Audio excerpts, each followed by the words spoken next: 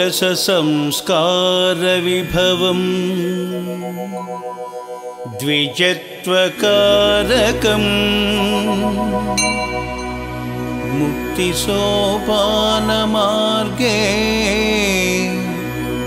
बहुजन्मलङ्घनम्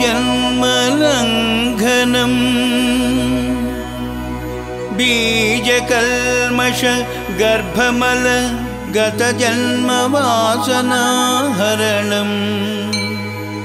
शुभप्रदं शोभाप्रदं शक्तिदायकं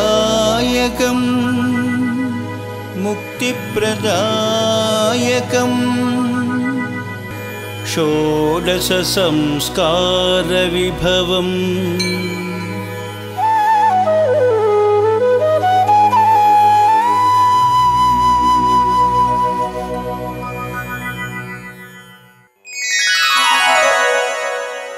జన్మనా జాయతే శూద్రః సంస్కారాద్ ద్విజ ఉచ్యతే. శుద్ధముగా జన్మించిన మానవుడు ఒక జన్మలోనే రెండవ జన్మను పొందటానికి చేసే క్రియాకలాపమే సంస్కారం. ఒకటి తల్లి గర్భంలో నుండి వచ్చినప్పటికీ రెండవ జన్మ సంస్కారం వల్ల వచ్చింది. ఇవి 40గాను 48గాను చెప్పబడిన ప్రధానంగా అందరి చేత ఆమోదించబడినవి 16.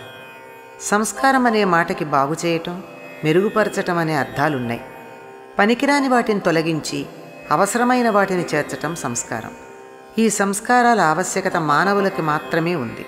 ఉన్న స్థితి నుండి ఉన్నత స్థితికి వెళ్ళాలనుకునేది ఆలోచించే మనసు, విచక్షణ కల బుద్ధి ఉన్న మానవుడు మాత్రమే. మానవుడి స్థాయి వరకు అప్రయత్నంగా జరిగిన పరిణామక్రమం మానవుడి స్థాయి నుండి ప్రయత్నపూర్వకంగా జరగవలసి ఉంటుంది. కనుకనే జన్మ జన్మాంతరాల నుండి వాసన రూపంగా తెచ్చుకున్న ఎన్నో లక్షణాలను వదిలించుకోవాలి మానవుడు. అందుకోసమే ఈ సంస్కారాలు. సంస్కరణం అంటే సమ్యక్కరణం అనగా బాగు చేయటం. శారీరక, మానసిక, ఆత్మపరమైన సర్వతోముఖ వికాసాన్ని కలిగించి ప్రకాశాన్ని, పవిత్రతను, పరిపూర్ణతను చేకూర్చుతాయి సంస్కారాలు. మనిషి మనీషిగా, మానవుడు అతిమానవుడుగా ఎదిగి తానున్న సమాజం ఆరోగ్యకరంగా పురోభివృద్ధి చెందడానికి తోడ్పడతాయి. శరీరానికి చేయబడే కర్మల వల్ల ఇహపరలోకాల్లో పవిత్రతను పొందవచ్చునని మనువు తెలియచేశాడు. మేధాతిథి తన భాష్యంలో ఏ సంస్కారం వల్ల ఏ దోషం నివారించబడుతుందో వివరించాడు.